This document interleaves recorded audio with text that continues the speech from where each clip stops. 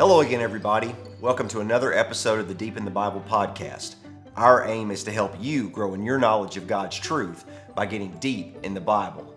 I am your host, Timothy Agee, and I have been a preacher and a teacher of God's Word for almost 30 years. In today's episode, we continue our study covering the Sermon on the Mount. In this lesson, we will look at the first two of 6 examples that Jesus gives of how our righteousness must exceed that of the scribes and the Pharisees. So if you're ready to get started, grab your copy of God's Word, roll up your sleeves, and let's get deep in the Bible together. A quick reminder to let you know that this podcast is available in video format on YouTube and in audio format on Spotify, Apple, or any of your preferred podcasting platforms. If you're watching this on YouTube, go ahead and hit the subscribe button down below. If you're listening to this in audio format, hit the follow button in your preferred podcasting app. Doing so will allow you to be notified when new episodes or lessons are made available and will greatly help us in our mission to spread the Word of God throughout the world. Now, with that out of the way, let's get to the lesson. Now, a couple of things for you before we jump into the text. The first, a reminder that there is a study guide available for this lesson. Simply go to our website, deepinthebible.com, click on Study Guides, and look for the study guide for Matthew chapter 5, verses 21 through 30.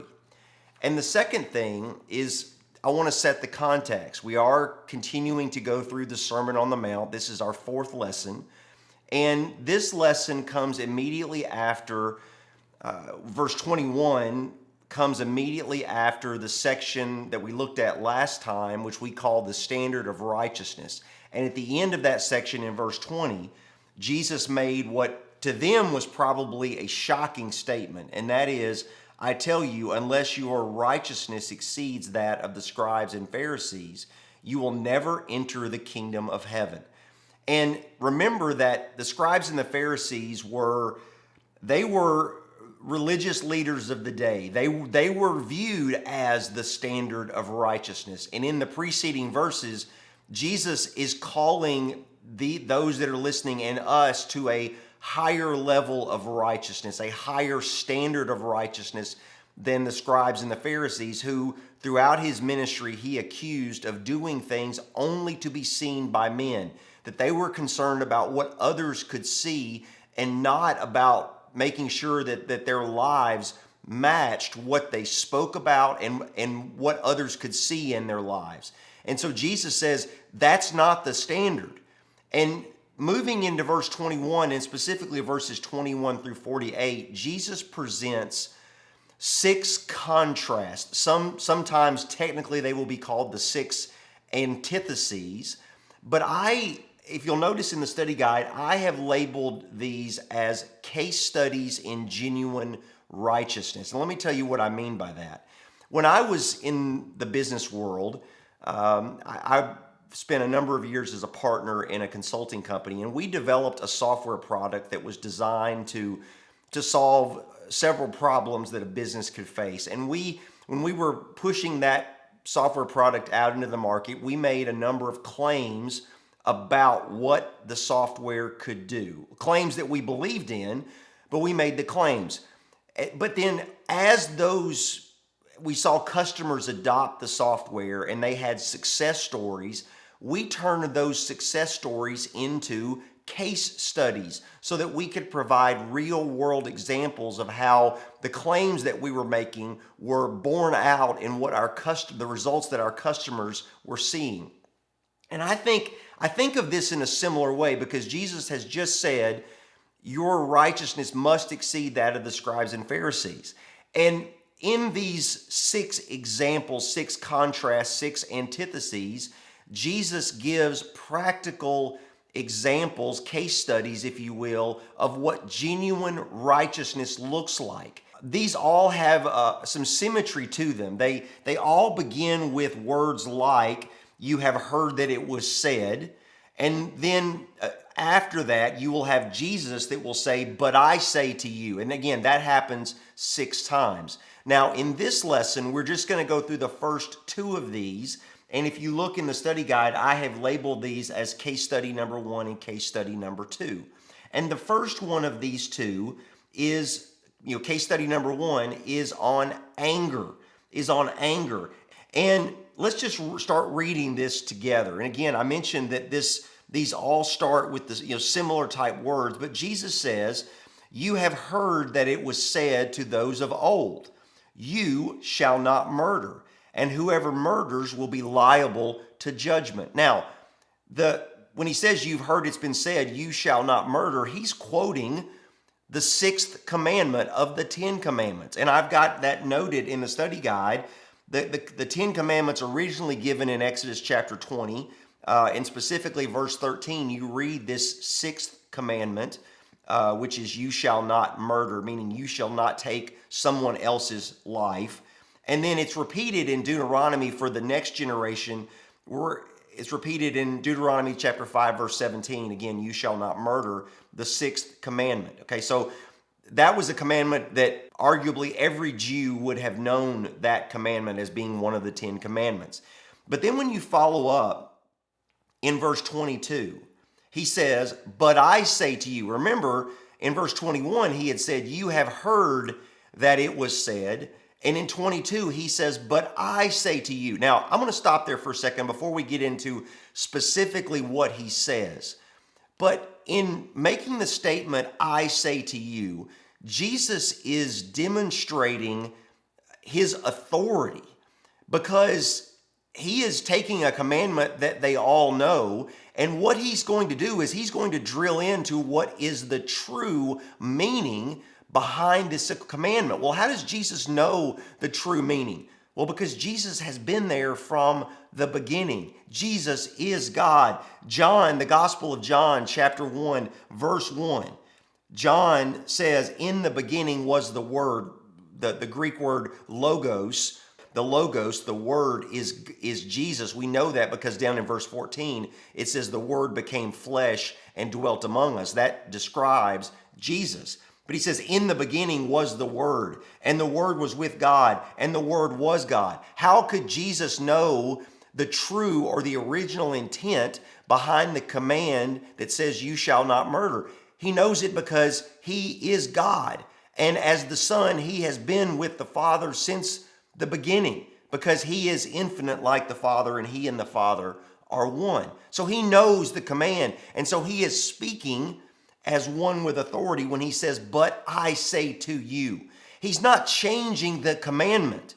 He is getting at what the true meaning of the commandment is. Okay? And here's what he says. "I say to you, everyone who is angry with his brother will be liable to judgment. Whoever insults his brother will be liable to the council, and whoever says, 'You fool,'" your translation may say "Raka," R-A-C-A, "you will be liable to the hell of fire." Now, we're going to break this down, and we'll talk specifically about hell of fire in just a minute.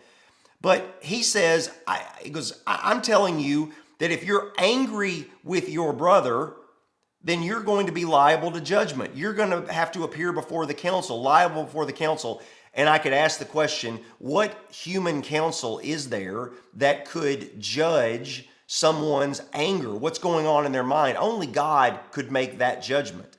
But he says it's not just about not murdering. It's, are you angry with your brother? Now, I've got a thing on the right of the study guide that says, "What's the point?" And I want to jump straight to that, okay? What's the point? And I have written in that box that one of the points that Jesus is trying to get across with this is, one has not conformed to the true righteousness of the kingdom simply by refraining from homicide, refraining from murder, refraining from killing someone else. He says that's not enough to be found to be genuinely righteous before God, is to just simply abstain from murder. Now remember, he accuses throughout his ministry the scribes and the Pharisees of being only concerned about what others can see. And murder is something that clearly someone else can see. But he says within that command carries the idea that anything that can lead to the act of murder is also sinful. And I've got in the study guide above verse 22 the question, what is the root cause of murder? What is What is it that can be within us that could ultimately lead to us committing homicide, murder against someone else?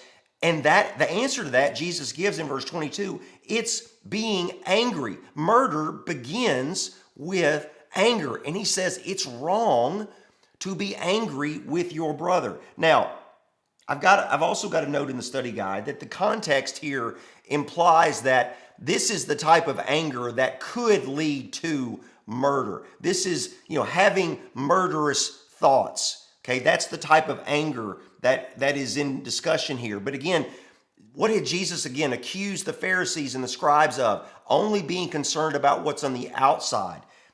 I mentioned this in the last lesson, but I'll mention it briefly again. In Matthew 23, much later in this gospel, later in the ministry of Jesus, in a chapter that is often described as the 7 woes against the scribes and the Pharisees, in Matthew 23, verse 5, he's addressing this to the scribes and Pharisees. He says, they do all their deeds to be seen by others. That's why they do what they do. And then down in verse 25, he says, woe to you, scribes and Pharisees, hypocrites. You clean the outside of the cup and the plate, but inside they are full of greed and self-indulgence. He says they're like nice and shiny cups, but on the inside they're full of greed and self-indulgence. What's on the inside doesn't match what's on the outside. And he says, you blind Pharisee, first clean the inside of the cup and the plate, that the outside also may be clean. And then again in verse 27, another one of the woes, he says, woe to you, scribes and Pharisees, hypocrites. You are like whitewashed tombs, like a tomb that is beautiful, it's well preserved. But he says, which outwardly appears beautiful, but within are full of dead people's bones and all uncleanliness.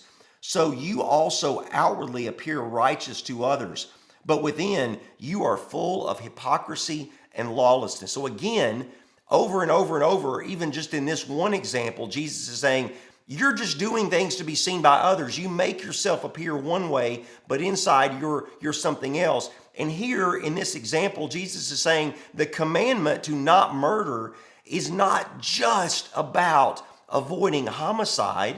It's about looking at what are the qualities in someone's life that could ultimately lead to this type of action. And Jesus is encouraging his followers to have a higher level of righteousness, to embrace holy living and not just abstain from murder, but also not to pursue the things that can lead to murder, like this, vengeful anger.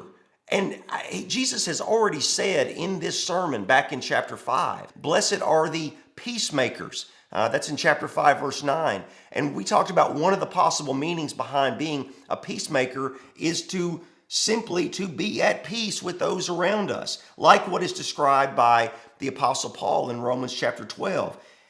Paul in Romans 12 and verse 17 says, repay no one evil for evil, but give thought to do what is honorable in the sight of all. If possible, so far as it depends on you, live peaceably with all. So Jesus, throughout this sermon has already said, pursue peace, be peacemakers. And here he says, hey, conforming to this command is not just about, again, not committing homicide, not committing murder, but embrace those qualities that define righteousness before God, like being a maker of peace, seeking out peace rather than seeking out vengeance, having vindictive anger toward others. Don't seek out those things. Seek out peace. That's what the essence of this command is all about. Now, I mentioned just a minute ago that I would talk about the phrase hell of fire. That is literally the word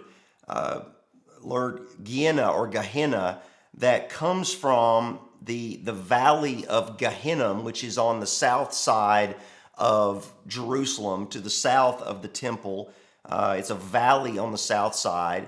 It's actually a valley that I have seen a couple of times on my visits to Jerusalem. But that valley, the valley of Gehenna, the reason why that word is used here as the word for hell, and by the way, in our lesson not today, through verse 30, he's going to use the word hell 2 more times, and there's all 3 this same word. And the reason why it has the connotation of eternal punishment, and I've got this in the notes, as a place of eternal punishment, is because of the activities that had long ago at that time taken place in that valley. It was the center, and I've got this in the study guide, of worship of the pagan god Moloch. And there were some despicable acts that were done in this valley. And I won't go through those, but you can look at the passages that I've referenced that outline those things. And later, the king Josiah, who was one of the good kings of Judah, he abolished all of those practices of worshiping of this pagan god, and he defiled this valley by making it a dumping ground, a place where they would put the corpses of criminals. And by the time of Jesus, that valley, the valley of Gehenna, had come to represent a place of eternal punishment, and that's why that word is used there. But the idea here is that this is a big deal about putting on the characteristics of true righteousness, that it's literally a life or death thing, that those who embrace instead the qualities of the world, like uncontrolled anger that could lead to murder, that would lead someone to face judgment, to face eternal punishment. Now, coming after this, Jesus gives 2 illustrations about the concept of seeking peace, which is, again, kind of going the opposite direction of anger. He'd already said, I say to you, everyone who is angry with his brother is subject to judgment, is subject to the council, is subject to the hell of fire. And here he gives 2 illustrations of what it looks like to pursue a peaceful relationship with another rather than a vindictive relationship, rather than an angry relationship. And the first one of these that I have labeled as illustration number 1, that says temple worship, a brother. Here's what Jesus says in verses 23 and 24. He says, if you are offering your gift at the altar, and there remember that your brother has something against you, leave your gift there before the altar and go. First be reconciled to your brother, then come and offer your gift. Now, this is kind of taking it and flipping it the opposite direction, because he's talking about someone who realizes that another is angry with them. And he says, even before you approach God in worship, go reconcile with your brother. And I made a note, if we are truly concerned about anger and hate, as Jesus has instructed us to be concerned about, we're also going to be concerned about creating those emotions, those feelings in other people. And to be a true peacemaker, we will seek to reconcile with one who is angry against us, who has hate against us, or who may even have murderous thoughts against us. We will seek to reconcile with them. So that's illustration number 1, about seeking peace rather than seeking anger. The second illustration comes in verse 25.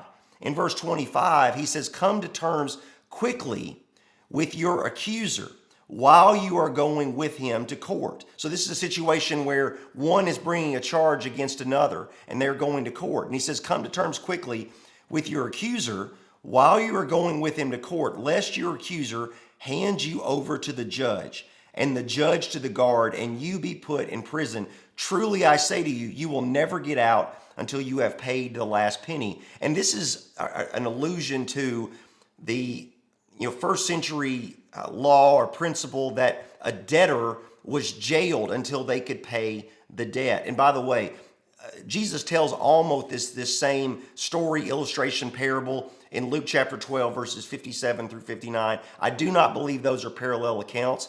I believe that Jesus told similar stories in different situations, again, just like any of us who preach and teach do.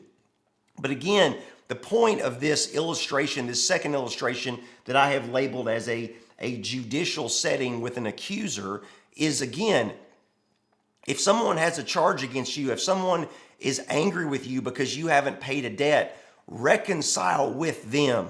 Don't further stoke their anger. Don't hold on to your debt, but instead seek peace with them. That is the characteristic of one who is truly righteous, of one who is a subject in God's kingdom. Now, before we go any further, I want to address a question that I imagine many who read this passage or who are hearing this lesson would have. And the question can be, worded different ways, but like, is all anger sin? Or what about Jesus? Didn't Jesus become angry? What do we do with that? And I've got a note on the right-hand side of the study guide that I want to emphasize, not just about this example, this case study, this contrast, but about all 6 of these. And the note that I've written just simply says the intent of Jesus' intent is not to fully investigate each one of these topics and address all the what if scenarios. He's covering the main ideas about what is consistent with being righteous, of holy living, of genuine righteousness that exceeds that of the scribes and the Pharisees, of being concerned only with what's on the outside. But Jesus doesn't go through all the what if scenarios in this. But clearly Jesus in his ministry became angry, which tells us that it's possible to be angry and that anger not be sin. Why? Because Jesus was sinless. He is sinless. Just a few examples. 2 Corinthians chapter 5, Paul says in verse 21, "For our sake he made him sin," describing Jesus, "who knew no sin." Jesus did not know sin. 1 Peter 2, verse 22, "He," referring to Jesus, "committed no sin, neither was deceit found in his mouth." 1 John chapter 3, verse 5, "You know that he appeared in order to take away sins, and in him there was no sin." But yet Jesus did become angry. A couple of examples, and I've got these in the study guide, under the heading that says anger of Jesus. But Jesus became angry at the money changers who were working in the courts of the temple.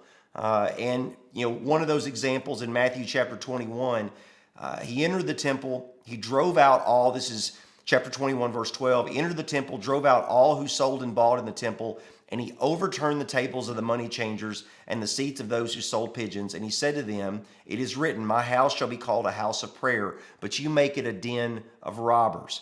And then another example, which relates to something we talked about in the last lesson, which is Jesus healing on the Sabbath, and how the Pharisees and the scribes were very upset at him for healing, for working on the Sabbath.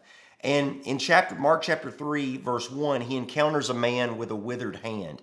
He looks at those that are around. He said to the man with the withered hand, "Is it lawful on the Sabbath to do good or to do harm, to save the life or to kill?" But it says they were silent. And he looked around at them with anger, meaning the people that were around this man with the withered hand. He looked around them with anger. Jesus was angry. He says, grieved at their hardness of heart, that they were misunderstanding the point of the Sabbath day, that had layered on all these oral traditions around the Sabbath day that would prohibit someone from doing good. And Jesus then, after he's angry, reaches out and tells the man to stretch out his hand, and he restores it. So Jesus, again, clearly became angry, but yet he was not sinful. And so the conclusion has to be that not all anger is sinful. And you can find guidance on anger in Scripture. Paul in Ephesians chapter 4, verse 26 says, "Be angry and do not sin." Anger is an emotion that will happen in our lives, but Paul says, don't let that lead you to sin. James, the Lord's half-brother, in James 1, verses 19 and 20 says, "Know this, my beloved brothers, let every person be quick to hear, slow to speak, slow to anger." Be slow to anger, for the anger of man does not produce the righteousness of God. Let anger be something that you come to slowly, not quickly, not vengefully, not vindictively. Jesus was angry, but he was angry for good reasons. And his anger did not lead him to sin. If what Jesus is talking about is the type of anger that could lead to murder, ultimately to murder, that this is the root, this is the seed of what can become murder, then truly this is a different type of anger. And again, take another step back. He's talking about what's consistent with the characteristics of his subjects, the characteristics of those who are truly righteous. And again, it's not just about the absence of murder. We have to look at what's on our inside as well. Are we filled with anger and malice and we want vengeance? Or are we people who are seeking out peace with those around us? Jesus is calling his followers to holy living, not just parading our righteousness around to be seen by others, but true holy living. And so that is case study number 1. Now, for case study number 2, we move down to verse 27. And again, this starts in a very similar way. He says, you have heard that it was said, you shall not commit adultery. And just like the first one, the first case study, the first contrast, this second case study, he mentions one of the 10 commandments. And where the other one, you shall not murder, was the 6th commandment, this is the 7th commandment. And Exodus chapter 20, verse 14, you shall not commit adultery, repeated for the next generation in Deuteronomy 5, verse 18. But again, just like the first one, there's symmetry here. He says in verse 28, but I say to you, and a reminder that Jesus is asserting his authority, because he is going to what is the true meaning behind this commandment. What is true righteousness behind this commandment? What does that look like? And how does he know that? Because he's been with God from the beginning, and he is God.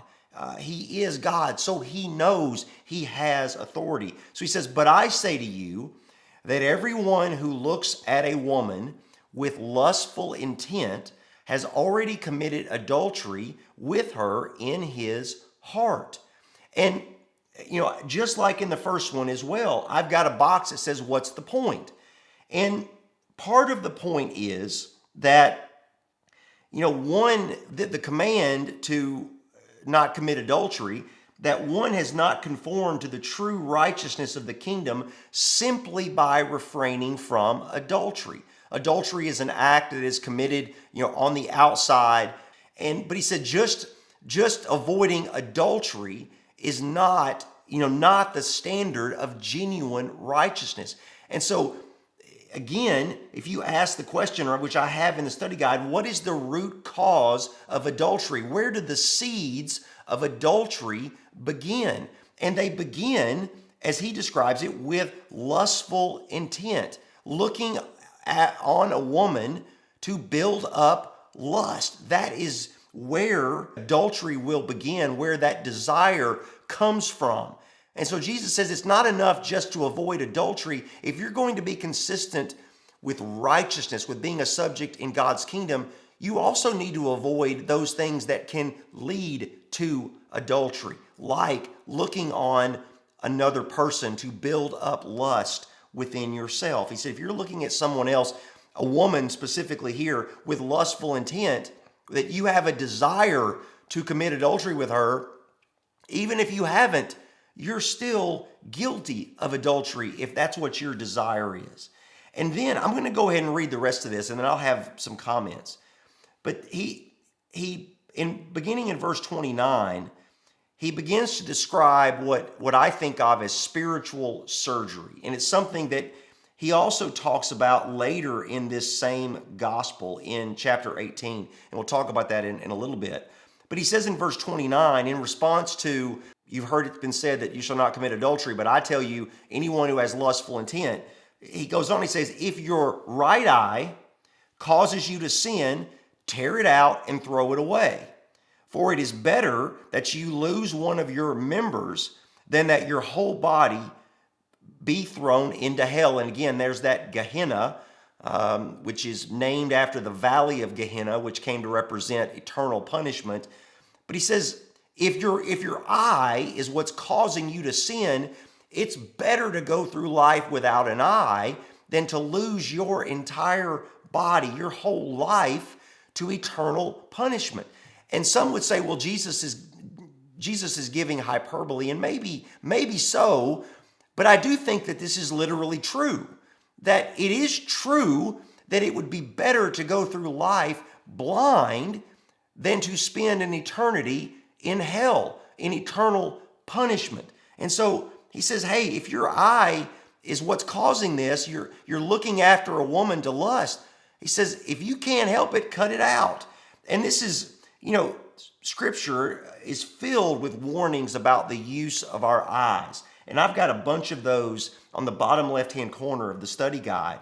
And, just a couple out of this big list, like Numbers chapter 15. He says, remember all the commandments of the Lord, to do them, not to follow after your own heart and your own eyes. Our desires and our eyes can lead us to sin. He says, don't follow the desires of your heart and your eyes. Ecclesiastes chapter 11, verse 9 pulls on this same idea. It says, rejoice, O young man, in your youth, and let your heart cheer you in the days of your youth. Walk in the ways of your heart in the sight of your eyes, which sounds like he's saying, do the very thing that is commanded against in Numbers. But he says, know that for all these things, God will bring you into judgment. Whatever you do with your heart and your eyes, you're going to face God's judgment. So make sure you keep yourself pure. Our eyes can get us into trouble. Okay, and I'm going to pause there for a second, and we'll come back to this whole concept, because he continues in verse 30 talking about not the eyes, but the hand. He says that if your right hand causes you to sin, cut it off and throw it away. For it is better that you lose one of your members than that your whole body go into hell. It's a very similar statement as to the eye. Now, you might be thinking, I understand what an eye might have to do with lust or with ultimately adultery. What does a hand have to do with adultery? And I've got to note that maybe he's looking at lust as theft, like adultery is considered theft of someone else's spouse. And so a hand being a metaphor for theft, or maybe just simply the hand as a metaphor for action committed. But whatever the case, he's saying with both of these that it's better to go through life without an eye or without a hand than it is to be condemned to hell, to eternal punishment. And I mentioned earlier that he talks about this later in Matthew 18, where he says in verse 8, if your hand or your foot causes you to sin, cut it off and throw it away. It is better for you to enter life crippled or lame than with 2 hands or 2 feet to be thrown into the eternal fire. And if your eye causes you to sin, tear it out and throw it away. It is better for you to enter life with 1 eye than with 2 eyes to be thrown into the hell of fire. Now, as I said earlier, all of that is literally true. It would be better to lose a hand or lose an eye than to spend an eternity in punishment. But I don't think Jesus is suggesting that that's the first step to take. And I think if we step back and look at the big picture here, what is the message that Jesus is trying to get across? Just like in the first one of these case studies, I think he's looking at root causes. And with sexual sins, I think it's don't put yourself in a position where you're going to bring out these desires. You're going to cultivate these desires. Remove yourself from those positions. Remove yourself from the root cause of what ultimately could lead to adultery. Take yourself out of those situations. I remember when I was a young man just graduating from college, I had an elder in the church who taught a class, and he had been a long-time person in business, and he was giving some suggestions for, again, those of us who were going into the business world. And one of the things that he said had always been his policy in the business world was, he said, I have to have a lot of meetings with people. I have to go on a lot of lunches with people. I have to travel with people all the time. And he said, but I make it a habit, a policy, a personal policy that I never go out to lunch, to have like a business lunch or a business dinner one-on-one with a female. He said, I never allow myself to be in a one-on-one situation where I am alone with a female. He said, if I'm traveling with a female, I always make sure that I'm never in a situation where I am alone with them, that I am out to a meal alone with them. And he goes, I realize that is very different than the way most of the business world operates. But he said, I believe that those kinds of things are important, that we don't put ourselves in situations, one, that may give the appearance of something that it's not, but two, that can build up those kinds of desires within us if we build relationships with someone who is not our spouse.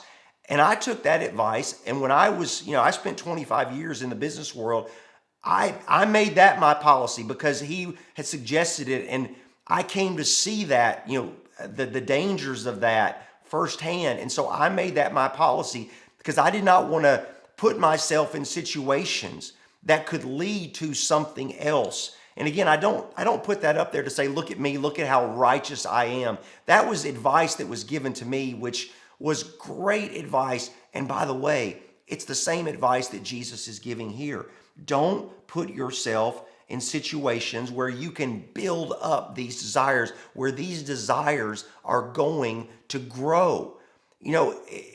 Remove yourself, go to the root cause, because again, the standard of righteousness is not just avoiding the physical act of adultery.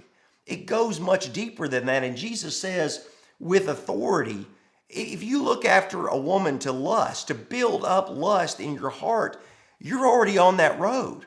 You're already on that road, and that's not consistent with being in a right relationship with God. So all of these, Jesus is calling us to holy living, not just going through the motions, not just living for outward appearances so others can see us, and then behind closed doors we are completely different, or inside of our bodies we are completely different. We're not truly transformed. Jesus is calling us to a higher standard of righteousness. And again, that's why I call this case studies in genuine righteousness, because I believe he's giving examples of, hey, these are commandments that you know, but let me tell you what they really mean. He's not changing the meaning of them. He's explaining the true meaning. It's not just about avoiding the ultimate outward action. It's about what's consistent with being in a right relationship with God. So that's the first two in these 6 case studies, these 6 contrasts, these 6 antitheses. And Lord willing, in the next 2 lessons, we will go through the final 4 of these 6 case studies in genuine righteousness. I want to say again that I apologize for my voice. It's been going in and out. I said that in the last lesson. I'm continuing to struggle with my voice due to seasonal allergies, but I appreciate you hanging with me. I appreciate you joining me in these lessons, and I hope that you will continue to make a habit of joining us every week as we go deep in God's Word together. Thanks for hanging with us through this episode of the Deep in the Bible podcast. Again, if you are watching this on YouTube, go ahead and hit the subscribe button below and leave us a comment, especially if you have questions about anything we covered in today's lesson.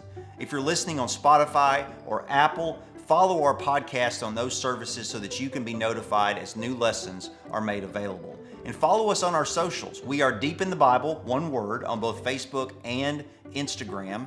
And you can go to our website, deepinthebible.com, where you can download study guides for our lessons. Until next time, I'm Timothy Agee, and this is the Deep in the Bible podcast.